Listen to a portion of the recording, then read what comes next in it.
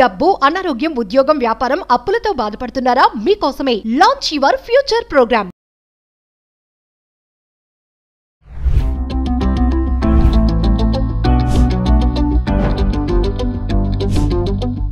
నమస్తే, welcome back to Suman TV. ప్రస్తుతం మనతో పాటు ఉన్నారు consumers affairs committee chairman Mandali Krishna Reddy గారు. నమస్తే సార్. నమస్తే అమ్మా. సార్, ఇప్పుడు రిటైర్మెంట్ అయిపోయాక ఖచ్చితంగా ఎవరైనా సేవింగ్ చేసుకోవాలనుకుంటారు. మరి సీనియర్ సిటిజన్ సేవింగ్ స్కీమ్ అని ఒకటి ఉంది మన 2025ది. మరి ఏమైనా రూల్స్ మారాయా? ఇప్పుడు పోస్ట్ ఆఫీస్లో కానీ రీసెంట్గా మేము ఒక వీడియో చేసాం. ఇప్పుడు ఆర్బీఐ కానీ ఇప్పుడు ఎస్బీఐ కానీ ఇలాంటి ఏమైనా కార్డ్స్ ఇవ్వడం కానీ ఇట్లాంటివి ఏమైనా జరుగుతూ ఉంటాయా?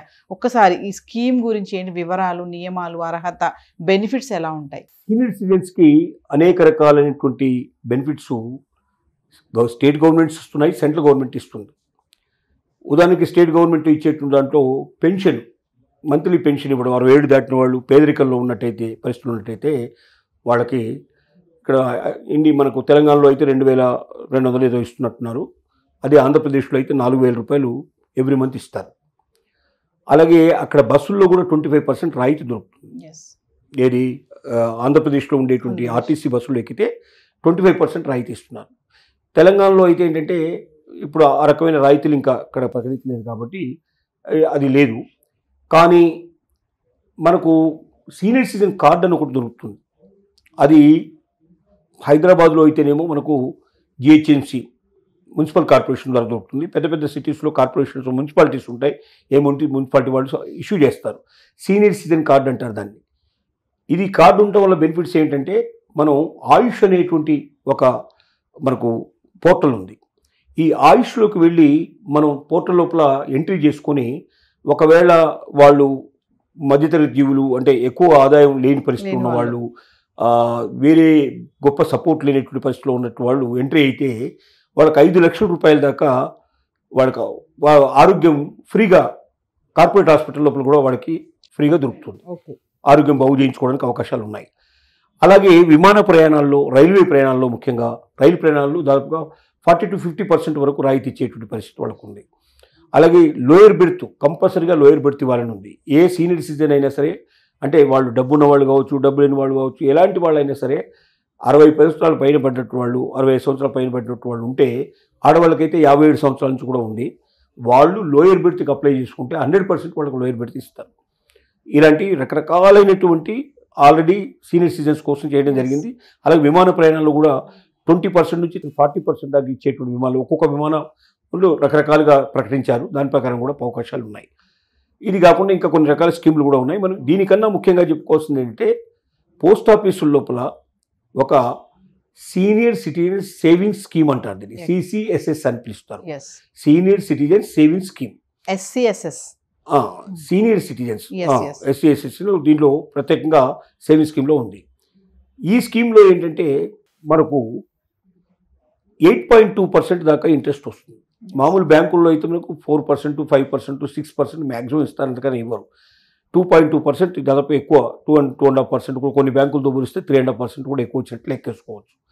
మనకు 8.2% వస్తుంది. దీంతో పాటుగా ఇన్కమ్ ట్యాక్స్ రిబేట్ వస్తుంది. మామూలుగా మనకు బయట వేసుకున్న దాంట్లో ఇన్కమ్ ట్యాక్స్ రిబేట్ ఉండదు. వడ్డీ వచ్చిన తర్వాత దాంట్లో ఇన్కమ్ ట్యాక్స్ కట్ చేసేసి మిగతాది ఇచ్చే అవకాశం ఉంది. దీంట్లో సీనియర్ సిటిజన్స్కి ఒక్క పైసా కూడా కట్ కాదు. మొత్తం ఎంత డబ్బు అయితే వచ్చిందో వడ్డీతో సహా మొత్తం వాళ్ళకి వచ్చేస్తుంది. దీన్ని రకరకాల పద్ధతుల్లో ఏర్పాటు చేస్తారు. అంటే ఒకవేళ ఎవరైనా గవర్నమెంట్ ఎంప్లాయీ 50 years నుంచే దాంట్లోకి పెట్టుకోవచ్చు. అంటే సీనియర్ సిటిజన్ అయిన తర్వాత నుంచి వర్తించినట్టుగా, రిటైర్మెంట్ అయిన తర్వాత నాకు కావాలనుకుంటే 50 ఏళ్ళ నుంచి కట్టుకుంటూ పోతే 60 ఏళ్ల తర్వాత రిటైర్ అయిన తర్వాత కూడా దాన్ని కంటిన్యూ చేసుకుంటూ పోవడానికి వాళ్ళకి పాసిబిలిటీ ఏర్పడుతుంది. దీన్ని మంత్లీ వారీగా ఇన్కమ్ వచ్చేటువంటి స్కీములు కూడా దీంట్లో ఉన్నాయి. నెలవారీగా కూడా రావాలంటే చేయడం ఉంది. 30 లక్షల వరకు దీంట్లో పెట్టుబడి పెట్టుకోవచ్చు. ఒక 1000 రూపాయలు స్టార్ట్ చేసి 30 లక్షల దాకా కూడా ఎంత అంటే పెట్టుబడి దీంట్లో పెట్టుకొని స్కీమ్లో పెట్టుకోవడానికి 1 సంవత్సరం నుంచి మొదలు పెడితే దాదాపుగా వాళ్ళ లైఫ్ లాంగ్ కూడా ఉండేటట్టుగా పెట్టుకోవచ్చు. వాళ్ళు ఎట్లా కావాలి వాళ్ళ తదనంతరం వాళ్ళ పిల్లలకు ఎవరికి కావాలో నామినీ దాంట్లో పెట్టేస్తే వాళ్ళ నామినీ వాళ్ళకు కూడా అంత డబ్బు వచ్చేస్తుంది. అలాంటి పరిస్థితులు ఉంటున్నాయి. అలాగే జాయింట్ అకౌంట్ కూడా ఓపెన్ చేసుకోవచ్చు. భార్యాభర్తలు ఇద్దరు జాయింట్ అకౌంట్ చేసుకుంటే చాలా ఎక్కువ డబ్బు వేసుకోవడానికి పాసిబిలిటీ ఉంటుంది. నెలవారీగా నాకు ఇన్కమ్ కావాలి అనుకుంటే అట్లా కూడా దీంట్లో ఆ వడ్డీని మొత్తం లెక్క కట్టి ప్రతి నెల ఇస్తారు, మంత్లీ ఇస్తారు. అలాగే ఒకవేళ కాదు నాకు 5 ఏళ్ల తర్వాతనే నాకు ఇవ్వడం మొదలు పెట్టండి అంటే ఈ 5 ఏళ్లలో జరిగే మొత్తం వడ్డీనంతా దాంట్లో కలుపుకొని ఇంకెక్కువ డబ్బులు 5 ఏళ్ల తర్వాత ప్రతి మంత్ ఇవ్వమంటే కూడా ఇస్తారు. లేదు నాకు ఒకసారి మొత్తం టోటల్ అమౌంట్ కావాలంటే కూడా ఇస్తారు. మన ఇష్టం. 5 ఏళ్ళు 10 ఏళ్ళు 15 ఏళ్ళు కాల పరిమితి ఇట్లా 5 years నుంచి మొత్తం ఎంతైనా పెట్టుకోవడానికి మాకు పాసిబిలిటీ ఇచ్చారు దీంట్లో. ఇది కాకుండా దీంట్లో ఏంటంటే వాళ్ళకి ఏదైనా మధ్యలో ప్రీమెచ్యూర్ అంటారు. ప్రీమెచ్యూర్ అంటే మెచ్యూర్ కాకముందే మేము 5 ఏళ్లకు 10 ఏళ్ళకు మనం పెట్టాము, దాని లోపల మనకు డబ్బు అవసరం పడింది, క్యాన్సిల్ చేసుకోవచ్చు. 15% మొత్తం అమౌంట్లో కట్ చేసి ఇస్తారు. ఎందుకంటే మనకు ముందుగా అడుగుతున్నాం కాబట్టి అప్పటిదాకా వడ్డీ 8.2% లెక్క కట్టారు కాబట్టి మరి అది ప్రీమెచ్యూర్లో తీస్తున్నారంటే ఎవరో ఆ డబ్బు తీసుకెళ్ళి ఇంకెక్కడో పెడతారు గవర్నమెంట్, అంత తొందరగా వెనక్కి తీసుకురాలేదు కాబట్టి 15% దాంట్లో కట్ చేసుకుని మిగతా డబ్బు ఇచ్చినట్టుగా పెట్టారు. ఇలా అనేక రకాల బెనిఫిట్స్ దీంట్లో ఉన్నాయి. దీంతో పాటుగా ఎస్బీఐలో కూడా ఇలాంటి స్కీమ్ ఉంటుంది. ఆ స్కీమ్లో ఏమిటంటే కొంచెం ఇంట్రెస్ట్ కొద్ది తక్కువ వస్తుంది, కానీ దాదాపుగా ఇవన్నీ కూడా దాంట్లో కూడా వర్తించినట్టుగా కూడా పెట్టారు. కొన్ని బ్యాంకులు ఎస్బీఐ కాకుండా ఇతర నేషనలైజ్ బ్యాంక్స్ కూడా చాలా బ్యాంక్స్ దీన్ని ఫాలో అవుతున్నాయి. సీనియర్ సిటిజన్స్ ఆలోచించుకోవాలి. ఎందుకంటే డబ్బులు చాలామంది సీనియర్ సిటిజన్స్ ఏం చేస్తారంటే తీసుకెళ్ళి వడ్డీలకు ఇచ్చేస్తారు. ₹2 వడ్డీ అని, ₹1.5 వడ్డీ అని, బయట చాలామంది రూపాయి వడ్డీ అని ఇట్లా చెప్తూ ఉంటారు. ఆశపడి ఏం చేస్తారంటే 12%, 15%, 24% నాకు వస్తుంది కదా అని చెప్పి వాళ్ళకి ఇచ్చేస్తారు. వాళ్ళు అసలే మొత్తానికి టోటల్గా మోసం చేసే అవకాశాలు ఉన్నాయి. చాలామంది మనం చూస్తూ ఉంటాం. ఈ రకరకాల స్కీమ్స్ పెట్టి మీకు 2 ఏళ్లలో డబ్బులు ఇస్తాం, సంవత్సరంలో డబ్బులు ఇస్తాం, 18 monthsలో డబ్బులు ఇచ్చేస్తాం, ఇలాగా బయట చాలామంది పట్టుకున్న వాళ్ళు చూసాం. ఎంతోమంది ఇలాగా మోసం చేసిన వాళ్ళు. ఆ మోసం చేసిన వాళ్ళలో చూస్తే ఎక్కువ పర్సెంటేజ్ సీనియర్ సిటిజన్స్. ఎందుకంటే సీనియర్ సిటిజన్కి ఏదో రిటైర్మెంట్ బెనిఫిట్ వస్తుంది. ఆ బెనిఫిట్ తోటి జీవితాంతం గడపాలి. ఇంకా మళ్ళీ రేపటి నుంచి ఇంకేం రాదు కాబట్టి జీవితాంతం దాంతో గడపాలి కాబట్టి ఆ గడపాలనే ఉద్దేశంతో ఆతృతతో ఏం చేస్తారంటే ఎక్కువ డబ్బు వచ్చే దగ్గర వేసుకుందాం అనే ప్రయత్నం చేస్తారు. అసలు మోసం వస్తుంది. కాబట్టి ఎట్టి పరిస్థితుల్లో ప్రైవేటు వ్యక్తులకి, ప్రైవేటు రంగం లోపల ఇట్లాంటి వాటికి ఎవరైనా ఎంత ఎక్కువ ఇస్తారన్నా మోసపోకుండా ప్రభుత్వానికి సంబంధించింది కాబట్టి నేషనలైజ్ బ్యాంక్స్లో కానీ లేకపోతే పోస్ట్ ఆఫీసులో కానీ, ముఖ్యంగా పోస్ట్ ఆఫీస్ స్కీమ్ చాలా మంచిది. ఈ స్కీమ్ వల్ల ఇన్కమ్ ట్యాక్స్ రిబేట్ రావడం చాలా గొప్ప విషయం. మళ్ళీ ఇన్కమ్ ట్యాక్స్ కట్ అయిపోతే డబ్బులు చాలా కట్ అయిపోయే పాసిబిలిటీస్ ఉన్నాయి. కాబట్టి ఇన్కమ్ ట్యాక్స్ కట్ కాకుండా టోటల్గా ఇన్కమ్ ట్యాక్స్ ఎగ్జంప్షన్ పాసిబిలిటీ ఉంది. అత్యధికంగా వడ్డీ వస్తుంది. నెలవారీగా ఉంటే నెలవారీగా వస్తుంది. లేకపోతే మనం 10 ఏళ్లకు 5 ఏళ్లకు పెట్టి దాన్ని తీసుకున్నా పోతుంది. మధ్యలో ఏదైనా ప్రాబ్లం వస్తే మనం దాన్ని ప్రీమెచ్యూర్గా క్లోజ్ చేసుకోవచ్చు. ఇన్ని అవకాశాలు ఇస్తున్నాయి కాబట్టి సీనియర్ సిటిజన్స్ ఎట్టి పరిస్థితుల తమ డబ్బును బయట ఎక్కడా పెట్టకుండా ఖచ్చితంగా నేషనలైజ్ బ్యాంక్స్ కానీ పోస్ట్ ఆఫీసులు, ముఖ్యంగా ఫస్ట్ ప్రిఫరెన్స్ పోస్ట్ ఆఫీస్కి ఇవ్వండి, నెక్స్ట్ ప్రిఫరెన్స్ నేషనల్ బ్యాంక్స్కి ఇవ్వండి తప్ప బయట ప్రైవేటు వాళ్ళకి కానీ ప్రైవేట్ సంస్థలకు కానీ వ్యక్తులకు కానీ ఎక్కడైనా ఇచ్చి మోసపోకండి. 100కి 95 సంఘటనలు మోసపూరితమైనవి బయటపడుతున్నాయి. ఎక్కడో 1-2% జెన్యూన్గా ఉంటే ఉండొచ్చు, కానీ 95-98% ఉన్నాయి. అందులో ఎవడు జెన్యూన్ ఎవడు కాదని మనం వెతకలేము, మన వల్ల కాదు. కాబట్టి నమ్మితే మోసం చేస్తారు. మోసానికి ప్రాతిపదిక నమ్మకమే. కాబట్టి నమ్మితే మోసం చేశారు చాలామంది అంటారు. నమ్మకపోతే ఎంత మోసం చేస్తాడే, అసలు నువ్వు అనుమానిస్తే వాడి దగ్గరికి పోవు కదా. కాబట్టి నమ్మితే మోసం చేస్తారు కాబట్టి నమ్మకమే మోసానికి ప్రాతిపదిక కాబట్టి నమ్మడంలోనే మనం జాగ్రత్త పడాలి. అనుమానించి ఆలోచించి వీలైనంత వరకు అటువంటి పోకుండా మన డబ్బు ముందు భద్రంగా ఉండాలి. వడ్డీ వస్తుందా రాదా సంగతి తర్వాత, అసలు డబ్బుకి ఎసరు వచ్చే పరిస్థితి ఉన్నప్పుడు మనం చాలా డేంజర్లో పడ్డట్టు లెక్క అవుతుంది. ప్రతి సీనియర్ సిటిజన్ దీన్ని గ్రహించాల్సిందిగా నేను కోరుతున్నాం. సార్ ఫైనల్గా ఒక్కసారి అంటే సీనియర్ సిటిజన్ కార్డ్ అంటారు, సీనియర్ సిటిజన్ స్కీమ్ అన్న ఒక్కసారి దాని బెనిఫిట్స్ ఎలా ఉంటాయి? బెనిఫిట్స్ అంటే మనకి ఇవే చెప్తున్నాం కదా. ఒకటేమో ఇప్పుడు కొన్ని చోట్ల బస్ బెనిఫిట్స్ ఉన్నాయి, కొన్ని చోట్ల ట్రైన్ బెనిఫిట్స్ ఉన్నాయి. ట్రైన్ బెనిఫిట్స్ అయితే అన్ని చోట్ల ఉన్నాయి మనకు. అలాగే విమానం బెనిఫిట్స్ కూడా మనకు ఉన్నాయి. తర్వాత మంత్లీ స్కీమ్స్లో మనకు బెనిఫిట్స్ ఉన్నాయి. తర్వాత ఆరోగ్యానికి సంబంధించిన ఆయుష్ లోపల మనకు 5 లక్షల వరకు ఉన్నది, దాన్ని 10 లక్షలు కూడా చేయడానికి ప్రయత్నం చేస్తున్నారు. నెక్స్ట్ ఇయర్ నుంచి 10 lakhs కూడా చేస్తా అంటున్నారు. 10 lakhs వరకు వైద్యం ఫ్రీగా, ఇప్పుడైతే 5 లక్షలు దొరుకుతుంది, 10 లక్షలు కూడా వైద్యం ఫ్రీగా దొరికే పాసిబిలిటీస్ ఏర్పడుతున్నాయి. 85 years తర్వాత అయితే వాళ్ళకి ఇంటికే వచ్చి వైద్యం చేయాలని కండిషన్స్ ఉన్నాయి.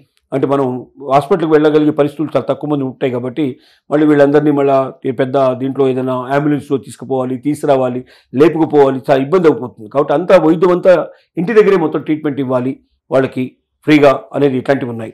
అలాగే 85 years వచ్చిన వాళ్ళకి పెన్షన్ ఎక్కువ ఇచ్చేటువంటి స్కీమ్ ఉంది. సెంట్రల్ గవర్నమెంట్ కూడా పెన్షన్ స్టార్ట్ చేస్తుంది ఇప్పుడు. అలాగే స్టేట్ గవర్నమెంట్ పెన్షన్స్ కూడా ఉన్నాయి. ఇలాగ అనేక రకాల రాయితీలు. అంటే మనకు వయసు పెరిగిన తర్వాత ఎవరు పిల్లలు కూడా చూసుకునే వాళ్ళు లేరు కాబట్టి పెద్దవాళ్ళు ఒంటరిగా ఉండాల్సిన పరిస్థితి ఉన్నప్పుడు వాళ్ళను పంచుకోవాలనేది ప్రభుత్వాలు కూడా ఆలోచిస్తున్నాయి. తమ బాధ్యత అది. ఎందుకంటే ఈ దేశం కోసం, ఈ దేశం అభివృద్ధి చెందడంలో వాళ్ళ పాత్ర కూడా ఉంది. కాబట్టి సీనియర్ సిటిజన్ తక్కువ అంచనా వేయడానికి వీల్లేదు. వాళ్ళు నిర్మించిన రోడ్ల మీద మనం నడుస్తున్నాం, వాళ్ళు నిర్మించిన పథకాలు మనం అనుభవిస్తున్నాం, వాళ్ళ జీవితాల్ని పరంగా పెట్టి చేసినట్టు దాంతో ఇవాళ మన జీవితాలకు వెలుగులు వస్తున్నాయి. కాబట్టి వాళ్ళని మర్చిపోవడం అంటే మనల్ని మనమే మర్చిపోయినట్టుగా అవుతుంది. అది మనందరి బాధ్యత. ముఖ్యంగా పిల్లలకి చెప్పేది ఏంటంటే పెద్దవాళ్ళని దూరంగా పెట్టే ప్రయత్నం చేస్తూ ఉన్నారు. దూరంగా పెట్టకండి, వాళ్ళని దగ్గరగా ఉంచుకోవడం వల్ల మీ పిల్లలు కూడా రేపు పొద్దున మిమ్మల్ని దగ్గర పెట్టుకునే పాసిబిలిటీస్ ఏర్పడతాయి. ఇవాళ వాళ్ళని దూరం చేయడం వల్ల మీరే వాళ్ళకు దారి చూపిస్తున్నారు. ఏంటంటే పెద్దగానే నేను మా అమ్మని నాన్న కూడా మా తాతల లాగానే తాత అమ్మమ్మని ఎలా పంపించారో నాన్నమ్మని ఎలా పంపించారో అలా పంపించాలనే దానికి మనమే వాళ్ళకి దారి చూపిస్తున్నాం. కాబట్టి మన పిల్లలు మనల్ని ఆనందంగా చూసుకోవాలి, సంతోషంగా చూసుకోవాలనుకుంటే మన పెద్దవాళ్ళని కూడా మనం గౌరవించాలి. వాళ్ళైనా తప్పులు చేస్తే మనం ఎన్నో తప్పులు చేశాక మనం పెద్దవాళ్ళు అయ్యాం. కాబట్టి మనం తప్పులు చేసినా వాళ్ళు ఇవాళ తప్పులు చేస్తే మనం క్షమించాలి. మనం క్షమించి వాళ్ళు ముందుకు వెళ్ళారు కాబట్టి దాన్ని పట్టించుకోకుండా ముందుకెళ్ళాలి. అలాంటి పరిస్థితి ఏర్పడినప్పుడు మళ్ళీ ఒక ఉమ్మడి కుటుంబ వ్యవస్థ డెవలప్ అయినప్పుడు మాత్రమే మన జీవితాల్లో వెలుగులు వస్తాయని, ఈనాడు దాదాపుగా మ్యాక్సిమంగా కుటుంబాలు విచ్ఛిన్నం కావడానికి కూడా విడిపోవడానికి కూడా పెద్దవాళ్ళు లేకపోవడమే కారణం అని చెప్పి దానికి ఒక కారణంగా చాలామంది చెప్తున్నారు ఈ విషయం నుంచి అనుభవజ్ఞులైన వాళ్ళు. కాబట్టి అటువైపు ఆలోచించమని, వాళ్ళని దూరంగా పెట్టకుండా వాళ్ళకు వీలైనంత వరకు ప్రేమను అభిమానాన్ని ఇచ్చేందుకు ప్రయత్నం చేయమని మనం ప్రతి ఒక్కరిని కోరుతున్నాం. Thank you.